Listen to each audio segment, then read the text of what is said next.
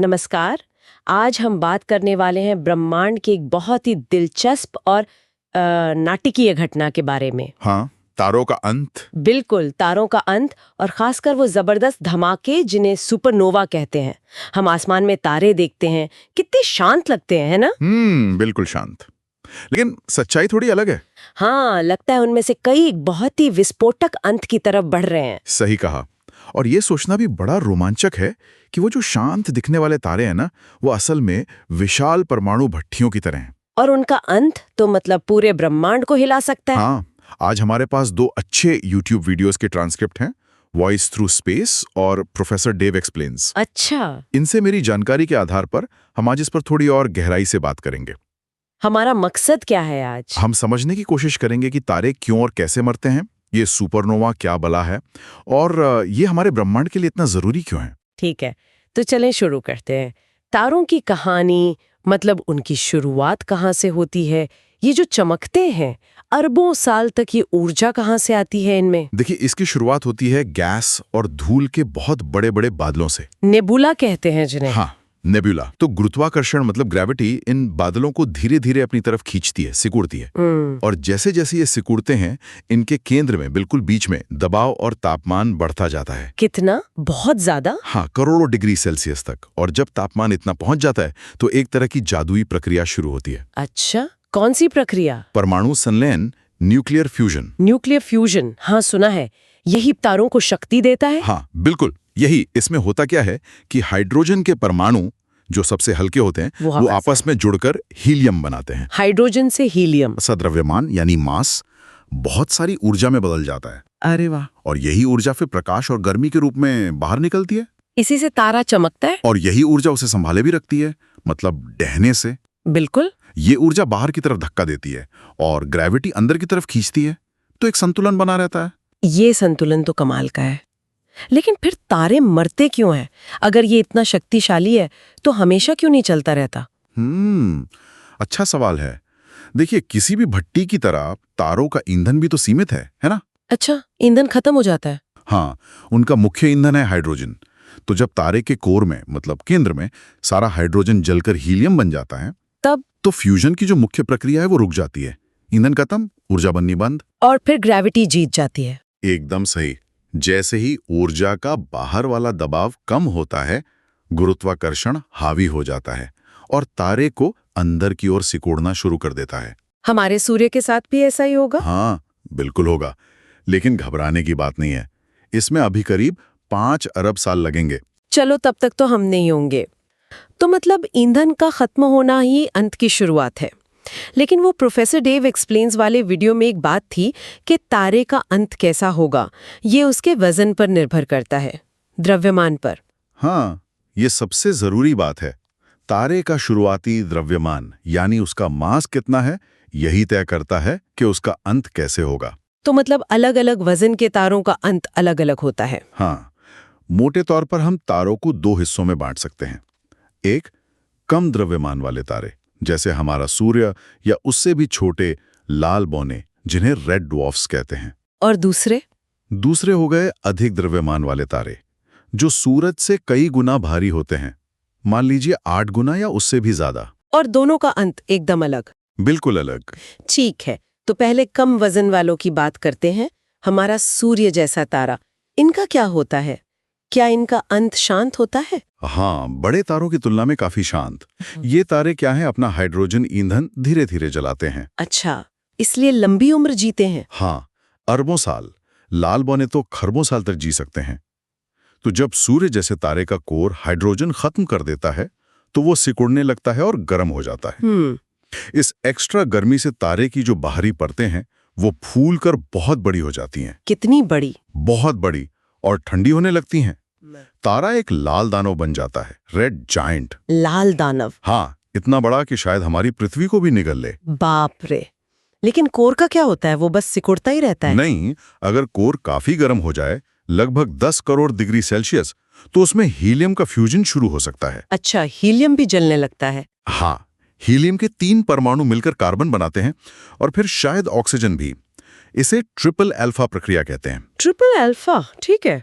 पर ये ईंधन भी तो कभी ना कभी खत्म होगा। हाँ, ये भी खत्म हो जाता है। इसके बाद तारे की जो बाहरी गैस की परतें हैं वो धीरे धीरे अंतरिक्ष में फैल जाती हैं। फैल जाती हैं। हाँ, और एक बहुत सुंदर चमकती हुई चीज बनाती हैं जिसे ग्रह निहारिका या प्लैनेटरी नेबुला कहते हैं। हबल टेलीस्कोप ने इनकी कुछ गजब की तस्वीरें ली हैं। हाँ, देखी है मैंने, बहुत खूबसूरत होती हैं। और इस निहारिका के बीच में क्या बचता है फिर? पीछे रह जाता है तारे का वो सिकुड़ा हुआ बेहद गर्म और घना कोर। उसे कहते हैं श्वेत वामन यानी व्हाइट ड्वार्फ। White dwarf. ये आकार में तो हमारी पृथ्वी जितना ही होता है, पर इसका वजन लगभग सूर्य जितना हो सकता है। पृथ्वी जितना छोटा पर सूर्य जितना भारी। हाँ, वो वॉयेजर थ्रू स्पेस वाले वीडियो में घनत्व का अच्छा अंदाजा दिया था कि इसके पदार्थ का एक चम्मच का वजन कई हाथियों के बराबर हो सकता है। कई हाथी एक चम्मच में? अविश्वसनीय रूप से घना होता है। और फिर ये अरबों खरबों साल तक धीरे धीरे ठंडा होता जाता है, एक बुझे हुए अंगारे की तरह। तो कम वजन वाले तारों का अंत मतलब एक धीमी विदाई जैसा है, जो पीछे एक छोटा घना अवशेष छोड़ जाता है। हाँ, कह सकते हैं। लेकिन अब आते हैं असली धमाके पर।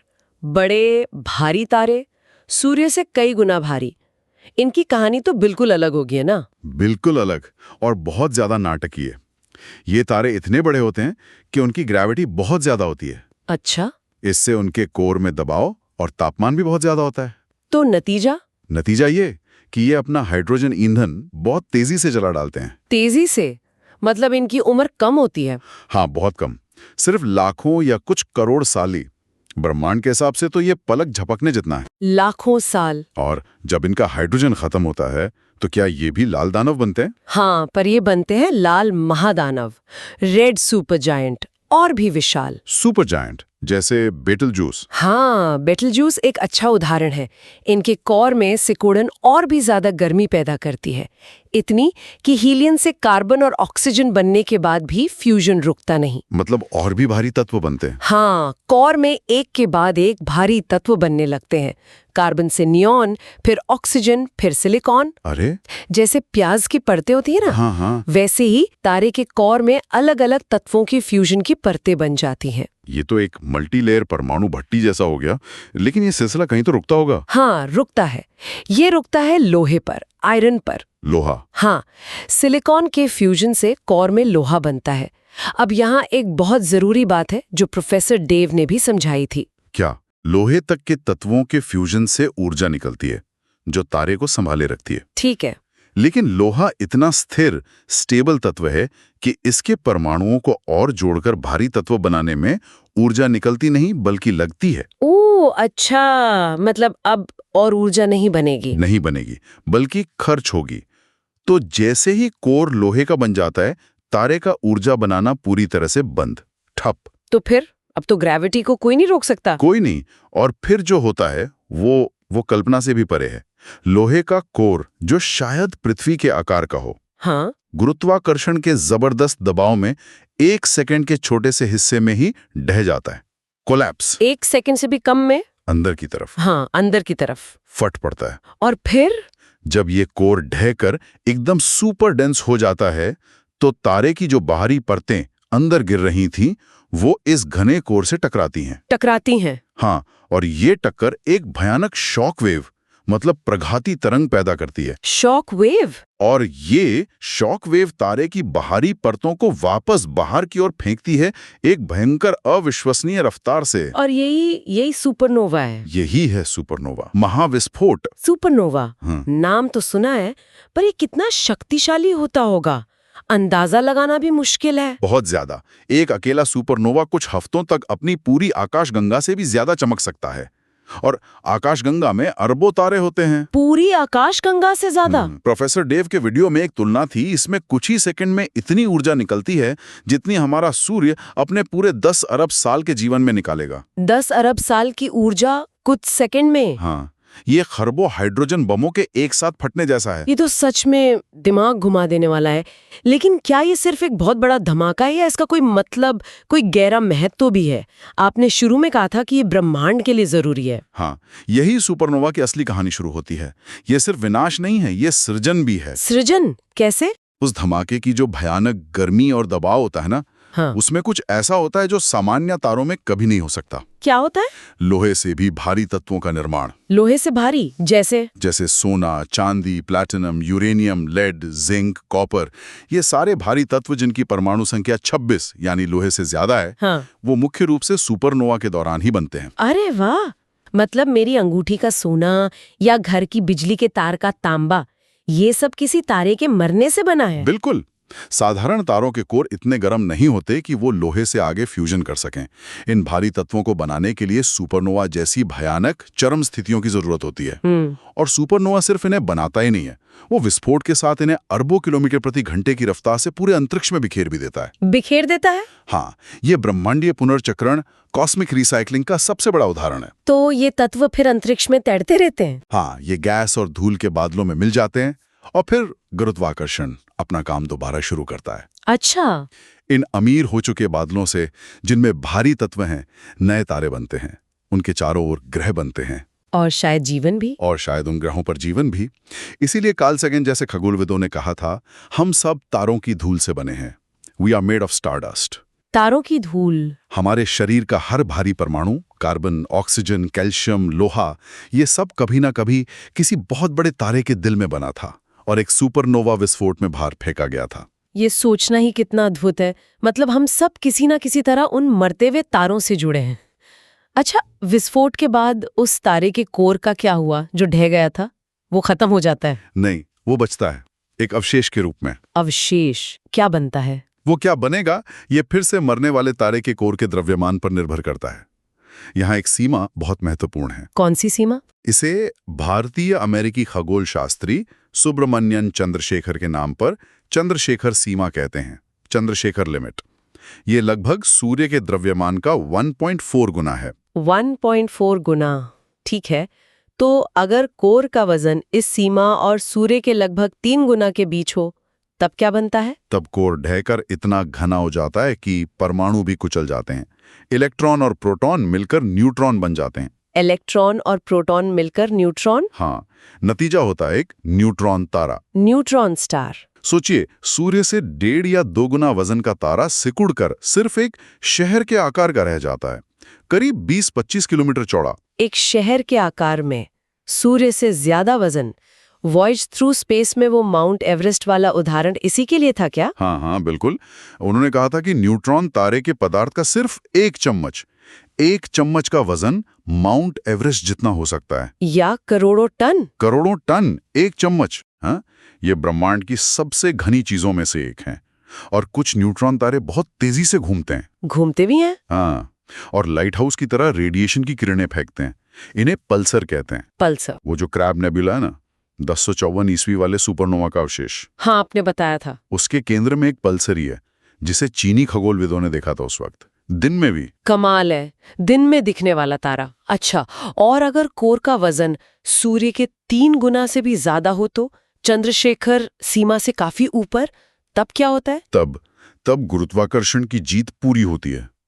वो इतना ज्यादा शक्तिशाली होता है कि न्यूट्रॉन भी उसका दबाव नहीं झेल पाते। न्यूट्रॉन भी नहीं? नहीं, सारा का सारा द्रव्यमान ढहकर एक असीम घनत्व वाले बिंदु में सिमट जाता है। उसे सिंगुलैरिटी कहते हैं। सिंगुलैरिटी। और इसके चारों ओर गुरुत्वाकर्षण इतना मजबूत होता है कि प्रकाश तक बाहर नहीं निकल सकता। प्रकाश भी नहीं? नहीं, यही ब्लैक होल है। Black hole? हाँ, ये स्पेस और टाइम को ही अपने आसपास मरोड़ देता है। न्यूट्रॉन तारे और ब्लैक होल तारों की मौत के बाद भी कितने रहस्यमयी अवशेष बनते हैं। अच्छा, ये जो सुपरनोवा का असर है, क्या वो सिर्फ तत्वों को बिखेरने तक ही है या आसपास के ब्रह्मांड पर कुछ और असर भी डालता है? हाँ, एक और बहुत महत्वपूर्ण असर है। क्या? सुपरनोवा से जो शक्तिशाली शॉक वेव्स निकलती हैं ना, हाँ।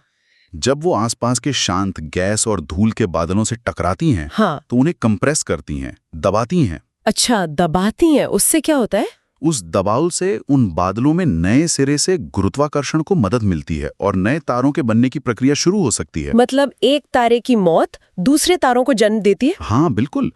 एक तारे की मौत अक्सर कई नए तारों के जन्म का कारण बनती है। ये ब्रह्मांडीय जीवन चक्र का हिस्सा है, विनाश और सृजन साथ साथ। ये तो अद्भुत है, विनाश से ही नया सृजन। आपने 1054 के चीनी अवलोकन का जिक्र किया था। क्या इतिहास में और भी ऐसे सुपरनोवा देखे गए हैं? हाँ, कई देखे गए हैं।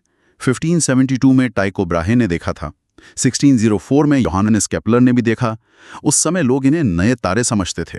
नए तारे? हाँ, और ये उस पुरानी सोच को चुनौती देते थे कि आसमान हमेशा एक जैसा रहता है, बदलता नहीं है। आज भी हम सुपरनोवा देखते हैं, पर अब हम जानते हैं कि ये नए नहीं, मरते हुए तारे हैं। और आज की टेक्नोलॉजी जैसे हबल या चंद्रा एक्सरे टेलीस्कोप, वो हमें इनके बारे में क्या बता रही हैं? वो तो हमें हैरान करने वाली तस्वीरें और डेटा दे रही हैं। हम विस्फोट में निकले तत्वों को देख सकते हैं, उनका विश्लेषण कर सकते हैं, न्यूट्रॉन तारे या ब्लैक होल का पता लगा सकते हैं। 1987 में हमारी पड़ोसी आकाशगंगा में एक सुपरनोवा फटा था, SN 1987A। 1987A। हाँ, ये इतना पास था कि हम इसे बहुत विस्तार से देख पाए। इसने तारों के मरने और भारी तत्वों के बनने के बारे में हमारी समझ को बहुत गहरा किया। तो अगर हम पूरी बात को समेटें तो सुपरनोवा का ब्रह्मांड में क्या रोल है, क्या भूमिका है? देखिए, इनकी भूमिका बहुत बड़ी है। पहला, ये भारी तत्वों के मुख्य स्रोत हैं, वो तत्व जिनसे पत्थर वाले ग्रह बनते हैं, जिनसे जीवन बनता है। ठीक है। दूसरा, ये इन तत्वों को पूरी आकाशगंगा में फैलाते हैं, रिसाइकल करते हैं। तीसरा, इनकी शॉक वेव्स नए तारों के निर्माण को शुरू करती हैं। और चौथा, कुछ खास तरह के सुपरनोवा होते हैं, टाइप 1A। वो इतने भरोसेमंद होते हैं कि वैज्ञानिक उनका इस्तेमाल ब्रह्मांड में दूरियां नापने के लिए करते हैं। दूरियां नापने के लिए? हाँ, और इससे ब्रह्मांड के विस्तार की गति को समझने में मदद मिलती है। डार्क एनर्जी जैसी रहस्यमयी चीजों के बारे में पता चलता है। तो एक तरह से ये आकाशगंगाओं के विकास के इंजन हैं। गैलेक्टिक एवोल्यूशन के इंजन। और क्या भविष्य में हम इनसे और भी कुछ सीख सकते हैं? नए टेलीस्कोप आ रहे हैं, जैसे जेम्स वेब स्पेस टेलीस्कोप। बिल्कुल, JWST जैसे टेलीस्कोप हमें और ज्यादा दूर के और ज्यादा पुराने सुपरनोवा देखने में मदद कर रहे हैं। मतलब ब्रह्मांड की शुरुआत के करीब वाले? हाँ, शायद ब्रह्मांड के शुरुआती दौर के पहले तारों के सुपरनोवा भी। इससे हम समझ पाएंगे कि शुरुआती ब्रह्मांड में तत्व कैसे बने और फैले, पहली आकाशगंगाएं कैसे बनी।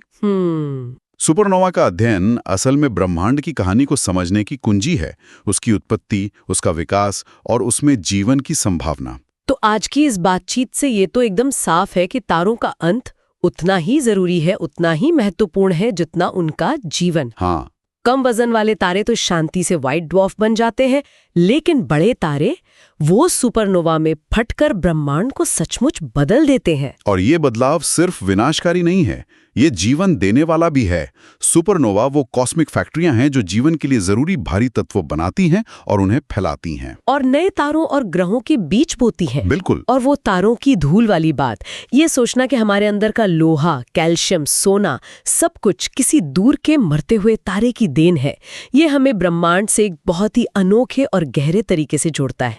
निश्चित रूप से। तो अगली बार जब रात में आसमान की तरफ देखें तो सिर्फ टिमटिमाते बिंदु न देखें। सोचें कि आप अरबों सालों के एक ब्रह्मांडीय नाटक को देख रहे हैं।